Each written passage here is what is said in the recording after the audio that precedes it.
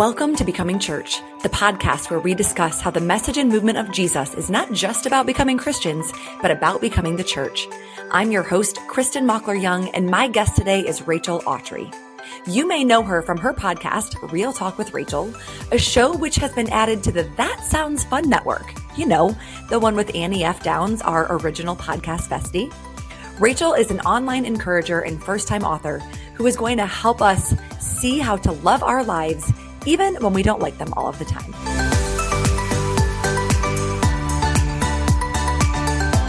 Well, hello, Rachel. Welcome to the podcast.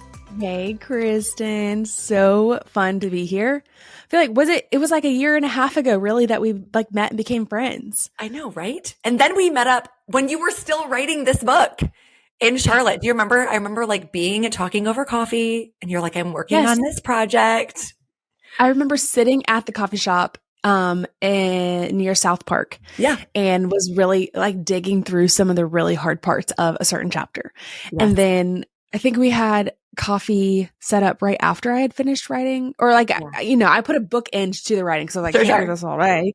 And you were such a fun way to round out the rest of the day. So I know, guys, we are real life friends. I promise. Real life friends. I know. Sometimes people are like, you say that people are your friends, but are they really? And I'm like, yeah, I'm not going to say that if I just met them for the first time. No, you're the real deal. Crazy. Oh, well, thank you. And I'm so excited. We're going to get to the book in a second because this thing we chatted about over coffee is now here, in my hands. But first, I want people to get to know you. Yeah. So let's do a quick fire Q&A. I want to know something that because your book is called Love Your Life. So I want to know something that you love and something that you don't love about all of these things. Okay? Okay. All right. So the first one, summer. What do you love and not love about summer? I think everyone is a little bit more available, the spontaneity of it all. Love it. I'm a spontaneous friend. I'll text you at 3 p.m. asking what you're doing for dinner that night and invite you over. So I think summer just feels a little bit more flexible and I love that. Yep. I don't love, we're in Alabama and the humidity, you step out of your house and you feel like you're suffocating. Yes. So I think it's just the heat and the thickness of the air. Yeah, for sure. People that live in dry states, I think, do not understand that you walk outside and you feel like you have to literally separate it with your hands. Walk through the curtain of ugh. Yeah, yes. we used to live in California in the summers and it was delightful because although it's hot and you're kind of sweating, but it almost evaporates immediately. Yes. So you don't you're not wet. Yes. And then in Alabama, you're just always drenched. You're just it's just, you got to embrace the glisten. Yeah. Embrace it. Yeah. You don't need highlighter. It's not necessary in the summer months. Do we? Yeah. It just comes with it. Yes. All right. Skincare is Alabama. No, that's right. That's right. Social media. What do you love and not like about it? Oh, I really do love social media. I'm that girl. I'm it's like an online scrapbook is how it feels. You can be creative with colors and with photos and stickers. It truly is. It's an online scrapbook for me. Yeah. And I love that. It feels crafty. And I don't love, I just like the accessibility to anything and everything and everybody. It's just right there. Yeah. That's the part I'm ooh, I wish there was a way to only get enough, nothing more. Yeah. Mm-hmm. Yeah. And I can just hear somebody listening being there are filter it, set timers, but that never works for me. It just doesn't work. Well, even if, the hard part about social media is you can scroll and not know what you're going to get. It's kind of like roulette. You literally scroll and it could be motherhood advice that you hear 5 seconds of, and then it kind of mind bends you. And you're oh, wait, I don't do it. So a lot of it is unsolicited. And I think that's what I mean. I wish there was boundaries to be what am I about to see? Yeah. You can't do that. But a podcast is super fun because you're I click play on purpose. I know exactly what I'm about to do. Right. Fair. Yeah. So thank y'all for pushing play today. Yeah. Even if it's a good thing on social media, you're I was not in the mind frame for this. I wasn't ready. I was not ready to watch that. Yeah, exactly. All right. How about mothering or motherhood? Something you love and something you don't like? I love just the rowdiness. I'm a boy mom. So I feel that's just a certain niche of motherhood. And I don't know. They require a certain energy of me that is so fun because otherwise like I wouldn't play the way that I do without them. And so I think that it has encouraged play in my life. And I love that. I don't love, we're so close to being out of diapers. And can I say, like, we will be like cheersing, clinking, all of that. Like, I am so over it. I had 2 boys basically back to back. And so we've been in diapers for a minute. Like, and I am so over it, Kristin. I'm so over it. You're so close. You're so close. I'm so close. I'm like, I think it's a dumb thing to spend money on.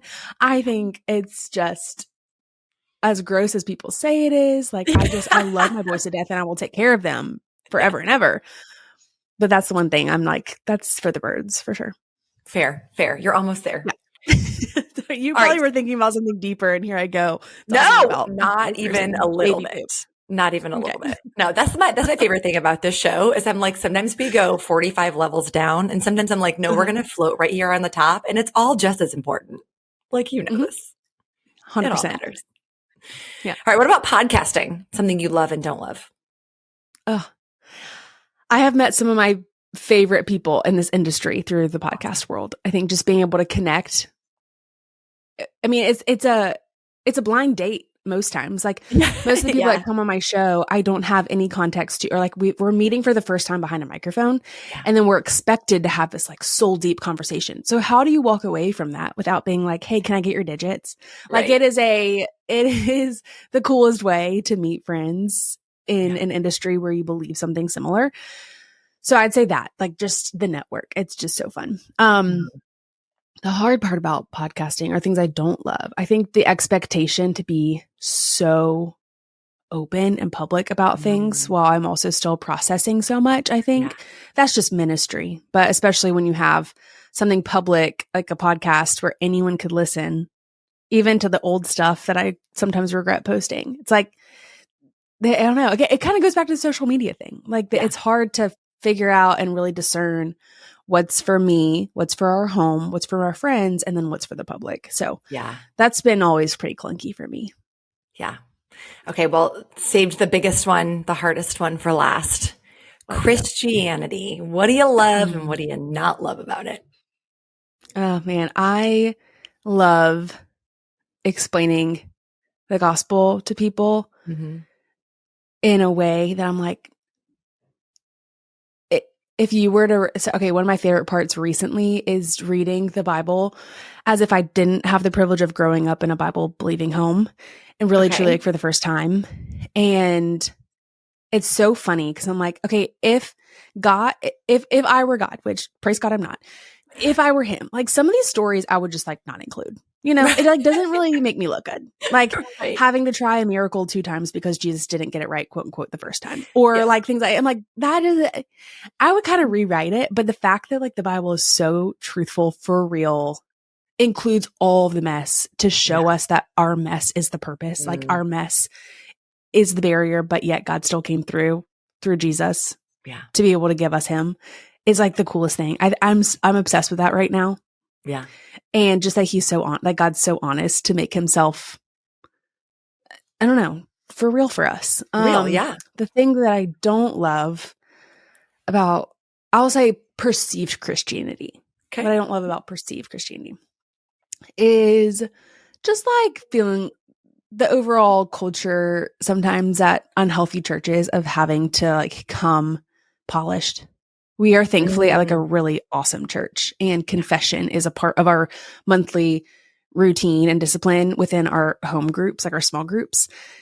And that has healed me just to church, because I'm like, okay, are y'all ready for this? And we're like, yeah. They're like, yeah. What do you got? And I'll come with a really nasty confession. And they're like, well, that doesn't surprise it. Like, heard worse. I'm like, oh, thank God. So I want to say like the thing I don't love about Christianity, like I said, perceived Christianity, is that you have to have it together when like true pursuit of Christ includes confession and like having to say, I don't have it all together. Yeah. So that's a love and a hate all wrapped up in one. No, it's good. I have a follow-up question though, because as someone who, I think the only time I was in a small group where confession was part of it, it was not like voluntary confession. And it felt more like, nope, say the thing. No. And it felt like it was like being like pulled out of me to the point that I remember talking to one of the other girls. This was in college. I remember talking to one of the other girls, and it was like, I felt like we weren't allowed to leave until we admitted to something that either people didn't need to know or maybe even wasn't real, but it was like the leaders really just got stuck on like specific sin. And it's like, no, you have this.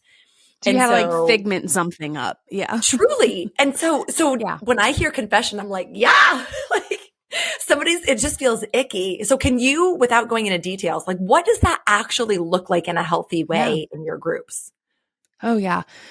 Well, first, I think it's really important to note just the context of these groups. Our church puts us in here truly by like zip code and prayer. Like that's okay. It's not like a moms or a older singles. Like there's no niche to this. It's true. Like sometimes some of the groups, like your only similarity is the fact that you love Jesus and you're in this group together. That's it. And so it's multi-generational. It's different seasons of life or whatever. So I think that adds like a huge aspect to it because it's not like me confessing a mom thing to other moms who can compare themselves to me. Yeah. It is me confessing things to widows and young college dudes. And I will also say that we're separated. Like the women have their own confession time and the men go out on the back porch and have their own confession time. Great. Okay. But it's this idea that if you do so need a space, which I think we all do at some point in time. Yeah. To be safe and to say something like, yo, I really got to get this off my chest. Like it's keeping me up at night. And I just like need to know, I need someone to know that I'm thinking about this. And we've had really intense things. And we've also had like, hey, I'm really discontent materialistically. Like we've had everything in between. Yeah. And I also say like vulnerability breeds vulnerability. So like there's no pressure to go, but with the lack of pressure, oftentimes people will say like, I don't have anything. And then at the end, they're like, okay, actually I do. Because after hearing so many other people open up, you're like, 1, this is safe. 2, my spirit is now stirred. And 3, maybe I found the words to say what I thought I needed to say. Because at the end of the day, how your sin manifests and how my sin manifests could be different, but the root sin very often is so similar. So after hearing other people talk about it, whether it's like pride or whatever, you're like, wait, hold on. That's what mine is. And so it's, I don't know, there's no pressure, but it often just kind of happens. We've been in this group for like 3 years. They've seen stuff hit the fan. So, Well, and I think the key difference there, Rachel, between what I experience and what you're talking about is, I mean, you said it's vulnerability. It's not hey, I'm going to yank something out of you, but it's more of just like being honest with, hey, this is what I'm thinking about. This is what I'm wondering about. Like, it's not confession. Like you have to go into a closet. I don't know what they're called. What are they called in the Catholic? They're not called closets in the Catholic Church. Yeah, exactly. I'm really not Catholic, but it's not that of like, I have to tell you my deepest, darkest thing. Like, no, just be a normal person and like talk about what life is happening, you know? And then like there's earning the right to be heard. So I think at this point, like the last few months have been really, really tough for our family. Yeah. And so it's been interesting because at last confession, I was like, you don't want me to open my mouth. I promise you don't want me to open my mouth, you know? And then because they love me and because I've been honest before, they're like, hey, Rach, how is the blah, blah, blah? And I'm like, you're right. So I think there's also this like just needing to trust the people around you. And there's going to be times that they do lovingly have to yank it. Yeah. But for my own good. And I leave feeling lighter. Versus, I'll be honest, sometimes I go into confession, I'm like, I don't want to talk about it, but maybe someone will ask, and that will be my like quote, that'll be my sign from God. Yeah, like I'm supposed to say this thing. And so sometimes we have to be okay with someone yanking it a bit because that's the only, like I could be crying for help, and that's the life raft someone throws to me. Yeah. So in a trusted relationship. Yeah, it's a both and. It is a both and. But there has to be some safety, trust, patience, like all those things built up. So, yeah. Well, before we jump into your book, talk to me a little bit about, you are also a podcaster. So tell us about Real Talk and what is that like and what's the whole vibe of the show? Yeah, so Real Talk started I'm trying to do math. 2018, what is that? 7 years ago. Okay. And it started being called a different show. I had a friend who was hosting it with me. It started out of boredom. We needed some fun summer project, and we had typically women on the show to share what was going on for real in their life. A lot like this. And at the time in 2018, it was like NPR, Crime Junkies, and then like churches putting their sermons up from Sunday. So I felt like there really wasn't any in the Venn diagram sitting in the middle between entertainment and faith. And I was like, where's the talk show that feels clean, but also you could be doing your dishes and not have to take notes? Yeah. And so we kind of made it. And that's what it is. It's still that to this day. It's a solo show now, so I do it on my own. I have really fun, wise, hilarious people, from musicians to authors to sometimes my husband. We do solo shows. And the idea is just that we bring like some faux pas, funny conversation in a way that feels lighthearted, but also you didn't waste your time. Like you learned something new. You walk away with some new wisdom, So that's my prayer, at least for it. And it's a whole lot of fun. I love it. But we'll link it up so that I think if people like this show, they'll like your show, like similar vibes. Similar vibes for sure. Mm-hmm. Well, now you have a brand new book. It's just about to be out, called Love Your Life Even When You Don't Like It All the Time. A realistic guide to unlocking joy in life's messy, mundane, and magnificent moments. Yeah. How excited are you right now? Beyond. Yes. I'm like, beyond.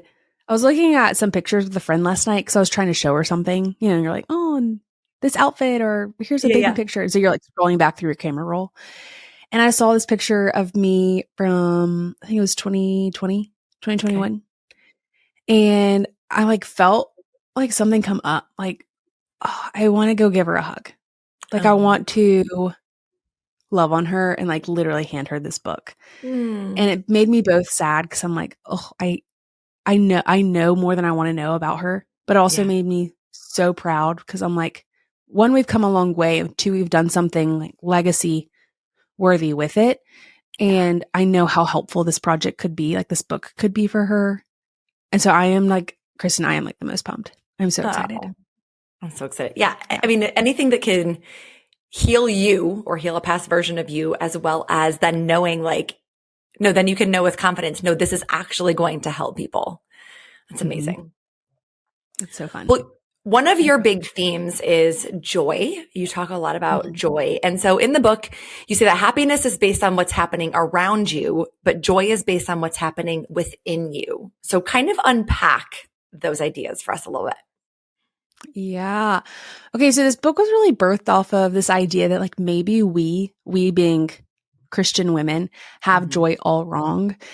And I think a lot of it too is just, I mean, it's partly just culture. I think it's partly maybe our fault. Like we haven't like really dug deep or done the work. And I also just think it's just like what's coming from the pulpit a lot of times.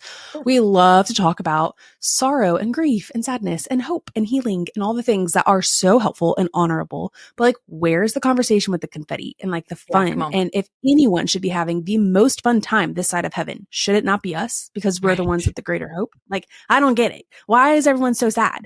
And there's a place for sadness. And even you can have joy within sadness, but the sadness and the sorrow and the grief and whatever, like, cannot have the last word if you believe that Jesus is exactly who he says he is. And I wrote this book for that, to be like, okay, we can talk around it, but let's talk about it and actually give you practicals for what it looks like. Do this in your life for real. So when I started going on this hunt, I realized a lot of us, we know with our minds the difference between joy and happiness, but to make that 18-inch connection is really clunky. Yeah. So I just talk about how joy is, regardless of what's happening around you, it's available right now. It's a gift. It's not a personality trait. And it's a skill. With like any good skill, you have to practice and get good at and show up when you don't feel like it. Michael Jordan, one of the coolest like basketball players ever, like had to get good by picking up the basketball even on the days he didn't feel like it, and dribbling and shooting and missing and asking teammates to come in and help him. And that is the only way he got good.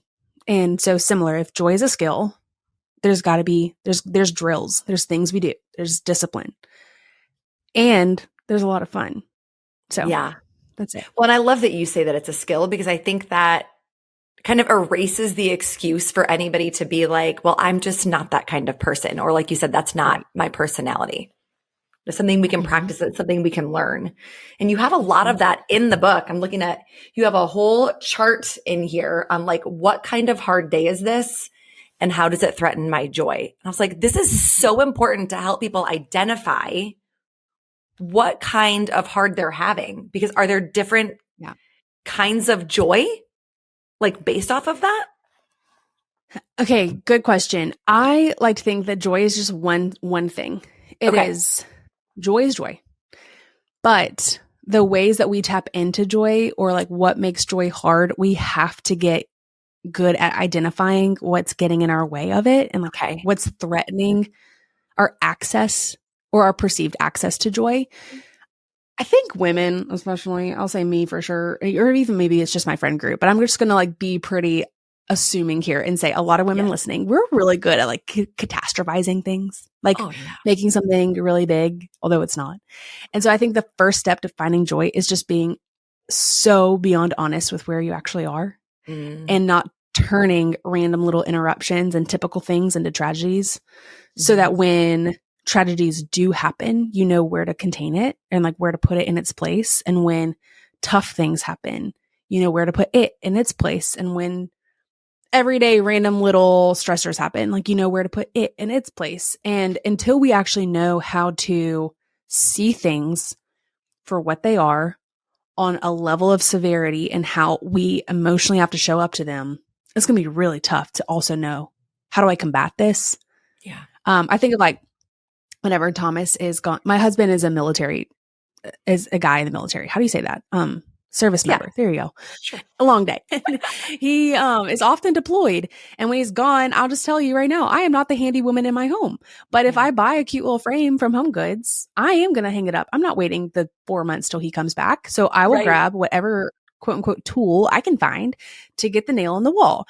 Oftentimes it's not a hammer, or like, it's not a drill. It's something I can just like find and just make it work. Is it efficient? No. Are there multiple holes in the wall from all my attempts? Yes. But it worked, I guess. And I feel like that's how so many of us are going around life. Like, I mean, I guess it works, but it wasn't efficient. We made more of a mess than we needed to.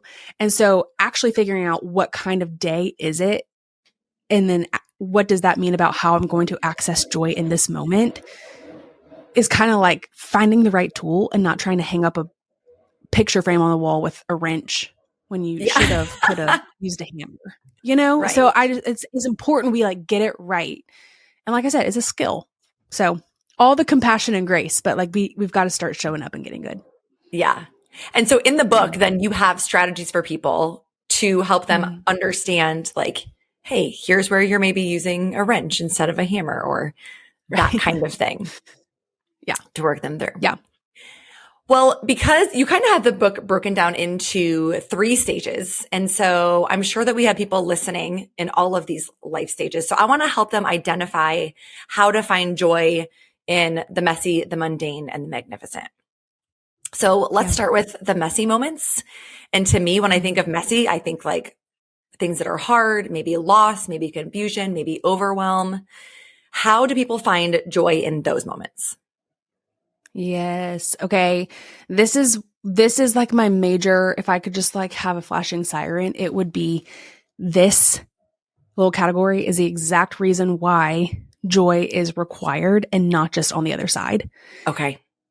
It is the fuel to actually get us through the messiness. Not something that it's like, let's clean it up so that then we can find joy. It's like, what joy is right here to help me clean this up? And not cleaning it up because we need to, but cleaning it up because we know that there's something beyond that we've been like, surely your goodness and mercy will follow me all the days of my life. Like scripture tells us these things. So we're like, okay, well then surely where is it? You know, like I need to know. And so I think that this part is probably the hardest one to talk through, because I have friends that have walked through impossible situations, but have yet looked back on pictures or memories or even just reflection and been like, but yet like there was actually still so much to enjoy, and maybe they didn't feel the permission that they were able to enjoy it because of what was happening. And so really this whole part is like, how do you hold both? I'm not asking you to set down what you're walking through in order to pick up joy. I'm just asking you to realize that you have room to carry both. Yeah. And then tons of practicals about, okay, but then like, how do I actually do it? And I love talking about it. So that's what that whole little section is, and where I spend a lot of the time, because that is probably the clunkiest part to work through. Yeah. I feel like this is the one that takes the most practice. Like you talked about it as a skill to be able to hold the tension of both. Is there, Rachel, is there something specific? I think especially in the messy, like we're tempted to get into spiritual platitudes, right? Where a lot of times people can feel like, oh, you're just telling me it's going to get better. It's just a season. But like when you're actually in the messy, like don't like miss me with that. I don't want to hear any of that, right? When I'm actually in the messy, hard things. Do you have a practical way that people listening, if they're in that season, can be like, okay, I am walking in maybe the hardest thing of my life. How am I supposed to find joy? Like, how do I actually search this out? It makes me think of,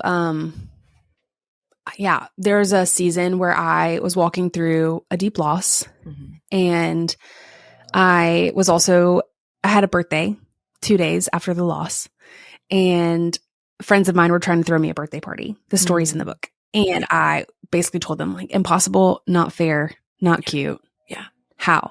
Yeah. And they're like, if ever there was a time to have a birthday party, it should be now. Like now is the time when you need to celebrate. I was like, but it just feels so awkward. And they're like, right, because it's so foreign, and it's something that you're going to have to literally like train yourself to do. And so thankfully I kind of learned what that was like to be able to do both. Practically, it looked like noticing and honoring what was around me that actually like needed the good attention to. Like, okay, yes, there is a loss, but also I am so proud, grateful, brings me so much joy that there are friends that are gathering to still celebrate my life. You know, things like that Lisa Turker says, you steer where you stare. And when you're like looking at the right side of the road when you're driving, you will naturally go to there. How many times are you like passing back a snack to your kids? Right. And you're like, then, like you start actually veering and you feel like the on the side of the road. That is life too. That like when you start looking at, man, this is so hard. Oh my goodness. Like there's power in our words. We're told like the power of life and death is in our tongue. So if we're speaking like hard things, we will see and feel a lot of the hard things. And I'm not asking you to dismiss it, but I'm asking you to do both. Like maybe even sandwich it with, I am so overwhelmed right now, but I have help. Let me go call them. I am really upset right now. Let me go see if maybe I can find a counselor or a therapist to help me walk through this. I am even like the small little typical things. Like I am really frustrated that my boys can't find their shoes, right? Or like the diapers, like at the beginning, I'm like, this is so obnoxious. So like maybe I'll put them in an easier spot to find, right? So it's just like us actually taking ownership over the things that we actually do rather than think that that's the end of the story. That's very practical, even more practical, like write them down and say them out loud. Like I think that a lot of times my compliments stay in my head, or like the things I'm grateful for stay in my head because there's no one around, or like I'm in the shower. I'm like, who's going to hear me? Right. I will hear me. Yeah. Like it is important for our ears to hear the praises on our lips. It's not just for everybody else. It's for us too. And so what does it look like for you to actually, it seems woo woo. It feels really weird. And like you're talking to actually nobody because you are, but like say it out loud because your ears also need to hear it too. Or write down a list. Yeah. So I think just keeping count of the joy that's around us makes it easier then to see the joy that's around us, hiding in plain sight. Yeah. I've said to my kids before, like your heart is listening. So when you say things, and obviously they're kids, right? And they're girls and they're dramatic because their mom is dramatic. But like sometimes they say things and I'm like, whoa. I know you have big feelings about this and you're upset, but especially when they're like talking poorly about themselves, I'm like, no, your heart is listening. And so I know even though you don't mean this thing, you're taking it in. And so the same is true then, yes, obviously for the good, if we can say out loud the good things, our heart, our souls are going to take those in as well. Yeah. Do you think the lie that we tend to believe when we can't find joy, especially in these messy moments, is that like it's going to invalidate the hard? Mm-hmm.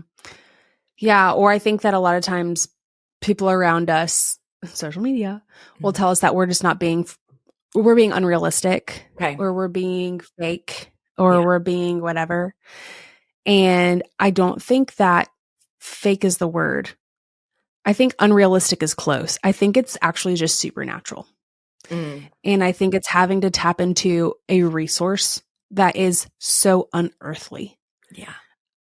I think of just even like what the gospel is, that like, I said this on a podcast with a friend recently, but I was like, if anyone had a hall pass for what joy, or for experiencing joy here on earth, it should have been Jesus himself, because he came to earth knowing he was going to be murdered and betrayed, not when, not how, not by who. So he was walking around like, could have been on eggshells, like so anxious, so nervous, so reserved. So like, I'm gonna sit this one out, y'all. I don't know. I'm a little today. Yeah. And instead, like, he did miracles. He showed up. He healed people. He understood people. He sat, took time, was patient, had conversation, delighted, danced, dined. Like, he did it. Like, he just full sin on the celebration, knowing the hard was to come, and not even knowing that hard was going to be here, but knowing what the hard was.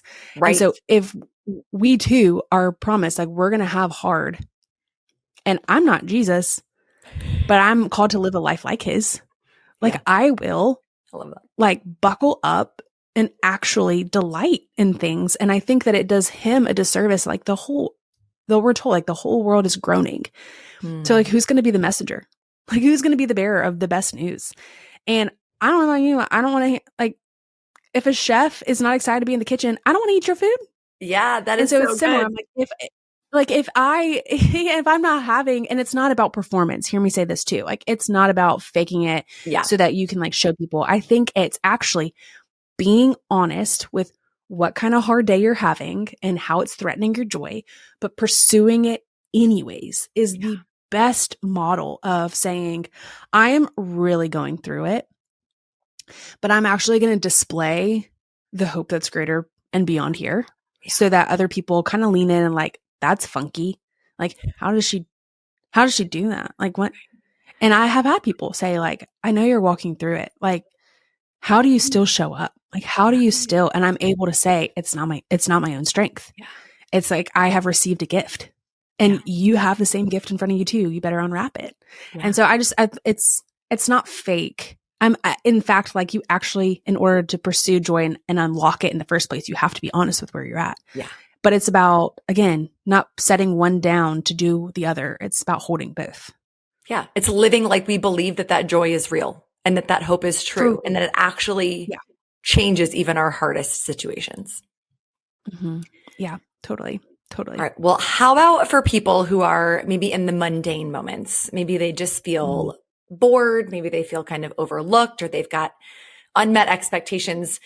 For people that are in the season of just kind of like waiting for what's to come, how do we find joy there? I love this. I was there for a really long time. Okay. And it started with just like making very small decisions, and again, being attuned to noticing how they actually changed and shaped my day. Like I said, we don't have control over everything, but we have control over a lot. Like, he's given us a lot of dominion here on earth. And so what do we do with it is up to us. And I think of even, oh, y'all, this is going to sound so vain. I'm just going to go here, Kristin. I feel like I can't. But like, pouring your LaCroix in a cute cup, or like actually like going to the thrift store and finding a coffee mug that you look forward to pouring your coffee in every day, or go put your feet in the grass. Yes. Okay. Like, lighting the candle that you only saved for when people were coming over, when you're the only one home. Right.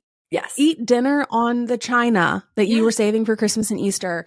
Like, if you like somebody's something, shoes, earrings, outfit, like, actually say it out loud and tell them. I think it's just so much simpler. And I think that that's one of the enemy's greatest tools, is just to convince us it's complicated. and being like, it's just so hard to do this. And I'm like, no, actually, I think it's just so easy. We overlook it because we think it should be complicated or it should be profound or it should be something. And I'm like, no, like there's like flowers that are actually weeds that God gave us, like that grow in the wild, to enjoy on our way home, or I don't know, pull your car over and pick them. Yeah. Like there's just so many little nuggets for us to pick up and collect as evidence that one day they all add up to something. Yeah. Like I said, my husband is a pilot, and they can be 1 degree off in their GPS, and the further they go, the farther they get away from their actual intended destination. And it's us too. I'm like, I think it's just like 1 degree little changes that we make that we realize the further along we get, the more steps we take, the more years we live, the longer we do life with Jesus, we see us a lot more closer to the destination he intended for us. So I just don't think it should be complicated. I think it is frivolous. I think he's kind to make it so obvious that we don't have to be on this massive treasure hunt and follow a map. He's like, here you go. There you go. Mm-hmm. Do you see it or do you not? Yeah. So I think like the mundane, I get it, but also like, I want people to get it too. Yeah. And the people that have, it's so fun to see it unlocked once people just start practicing that. Yeah. Mm-hmm. I think, you mentioned earlier, even the idea of the book was trying to redefine what joy is. And I would say I'm one of those people that had to do that, especially for moments like this. I say that I have a very, very high bar for fun. Like if I'm not belly laughing and like crying and it's not like the best night of the whole year, then if somebody was like, was it fun? I'm like, no, like it was good. But like, I don't know. I have this weird thing where I'm like, I can't call something fun unless it's the biggest. And I am still working on that. but with joy, I was able to take like, okay, it doesn't have to be this big, big, massive, massive thing. I think we think joy and we think like confetti cannons and people jumping out of cakes and like a surprise, and it has to be the biggest of deals, when my daughter, who's 9, finds joy in wearing like her Easter dress to school because it's got tulle on it and she can spin like on a Wednesday, Right. That's right. Mm-hmm. Yeah. Or even how like I committed to no longer be a sad beige mom and start incorporating color in my wardrobe, and just like the actual change that happened in my soul was wild. So I just think if God's not a complicated God and he's not a one of confusion and chaos, and I think it just is going to look a lot more simple and like insignificant to make the most significant change. Mm-hmm. And we have to be okay with that. And there's freedom in that too. I think even what you just said is going to give people permission to go, hey, if this little thing brings you joy and nobody else understands and they think it's silly or they think it's frivolous or they think it's stupid or whatever, like it doesn't matter, because that is God's kindness to go, hey, I created you to find joy in these earrings or like whatever it is. And great, like accept that. God cares about the details too. So you best believe he's planting things in details for us to find. Yeah. Yeah. Well, how about finding joy in the magnificent, which I think this can feel silly, but it's really not, because, it's again, that idea of like, sometimes I have a hard time sitting in the joy where it should be the most present, because when you look around the world and you're like, well, there's a lot of people in a lot of hard places, like kind of like you said with your birthday party, like how do we balance finding joy when things are going really well and great? Yeah. And this is the difference between like an earthly joy and a heavenly, like divine joy. Yeah. Is realizing that in the magnificent moments, the joy is not there because of anything we did. The joy is there simply because God loves us and he's available to us and has made himself available to us. And so therefore it is there. It's not because we finally made it to an incredible grand gesture destination. So there's freedom in that too, because then it's not up to Rachel to find it. It's just already there. I also think that part of the magnificent that I wanted people to know, how do I phrase this well? Is that I think that so many people reserve the joy for like the roller coaster and like you're saying, like the grand events and like, I had so much fun. I belly laughed. I had the best Christmas ever. Yeah. And I'm like, well, yeah, there's joy there for sure, but we can't like hold out for that joy that we miss the joy that's on our peripheral and be like so tunnel visioned in on it. We don't even we like blinded to the sides. So I think that like finding joy, like the simple right there in front of us joys, even in the middle of book launch or a wedding season, or you just, you just found out you're pregnant after years of waiting, or like whatever this magnificent moment is for you, is so grounding and humbling to be like, joy's not just here. It was there and before this, and it's there after this waiting for me. God inhabits the praise of his people. And so I think like when we realize that we're praising him and not praising where we are or who we are or how we got there, we're just praising him. Like he is so much more for me in my eyes on display to be like, oh, it was him all along. So I think that it also just like finding joy in the magnificent grounds us to not be so addicted to the magnificent and hold out for the magnificent and realize that it wasn't up to us to actually pull it off in the first place. Yeah. That's good. That's good. Yeah. And they're all tied together, right? The messy, the mundane, the magnificent. It's like, even as we're in one season, it's thinking about a past season or a future season that kind of helps us to stay grounded in whichever one we're in. Mm-hmm. Such is life. I'm like, if you're not there, you'll be there tomorrow, or you'll be there in a week or a month, or you were there yesterday. Like, these are just the components of this earthly human existence we live, trying to hold out for something bigger and better. Yeah. Well, I want to ask you, before I ask you the last question, I want to ask you one more question about your title of your book, which is to love your life even when you don't like it all the time.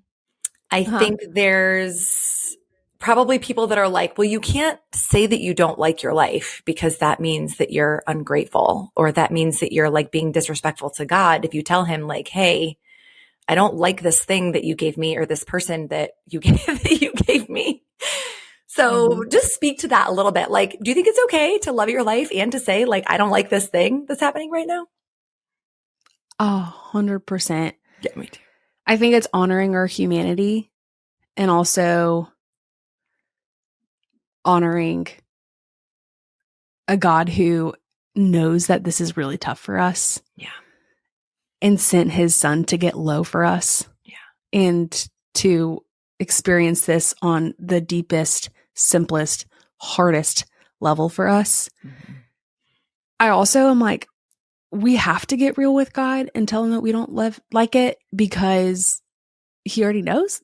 Right. Yes. Yeah. I mean, like, it's not a secret once we, like, it's not going to catch him by surprise. Right. And also, like, if you're always comfortable, do you need a comforter?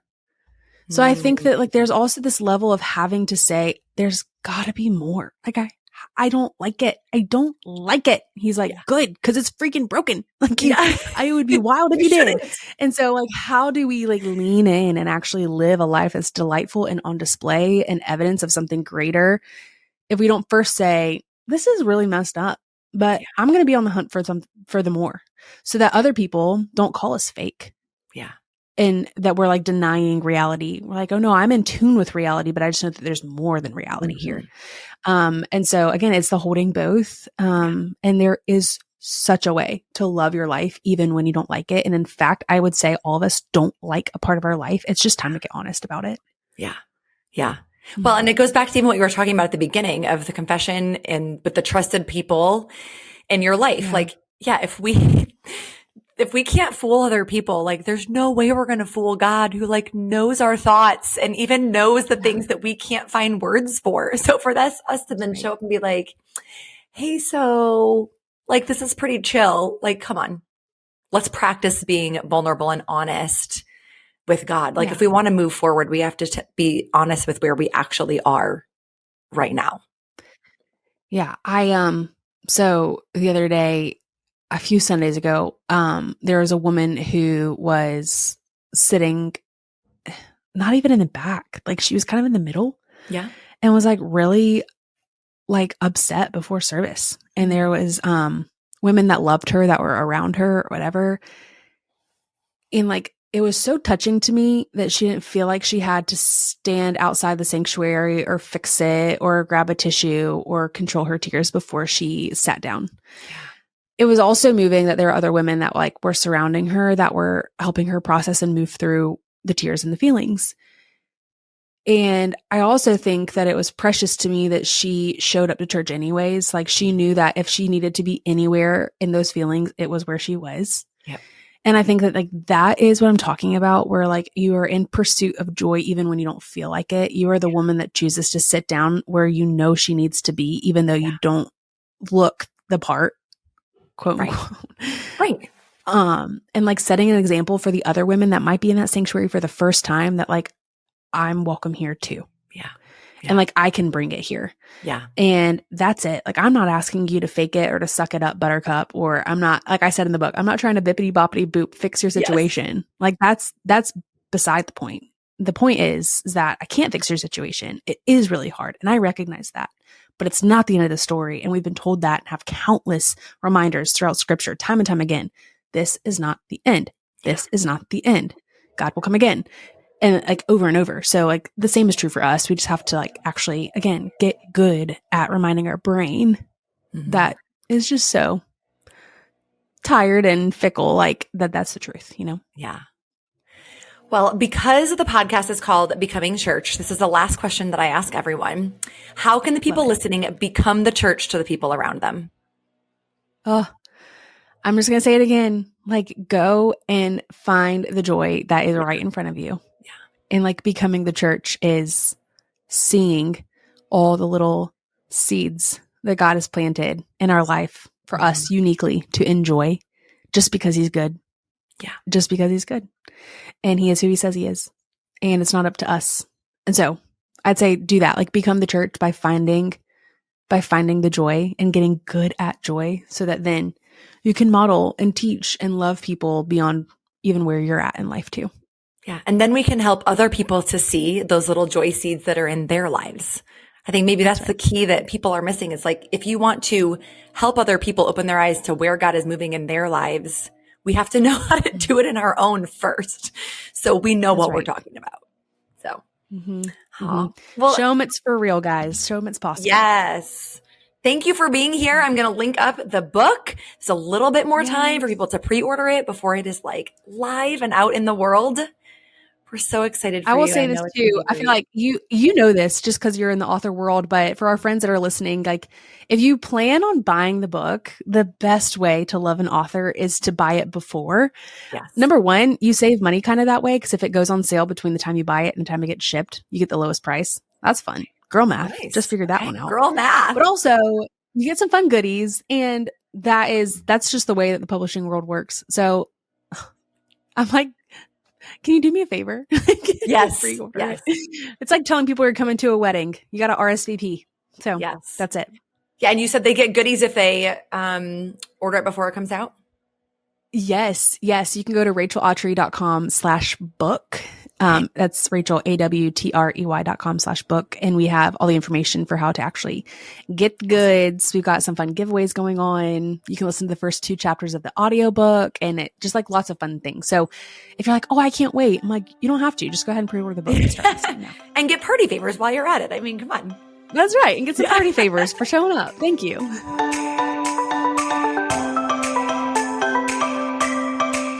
You are okay. Where you are in life is okay. The way you feel and what you think and the things that you wish were different are all okay. God is not surprised or disappointed by your reaction to any of it, which means you can go ahead and be honest with him. I promise you will not get struck by lightning by telling God the things that you're thinking and feeling because he really does already know. Seeing God in unexpected places is one of the underlying themes of this podcast. So maybe go back and listen to some other episodes so that you can start to begin to see God in places that you maybe didn't think he existed. My prayer for you this week is that your eye will catch on something small that makes you smile or helps you breathe, and that you'll believe that God is in that small joy, showing up just for you because he loves you enough to come down and be present in the details. Thanks for listening and sharing and posting about this show. I would love for you to share this episode specifically with someone who could use a little help finding joy in their lives right now. Until next time, keep becoming the church to the people around you.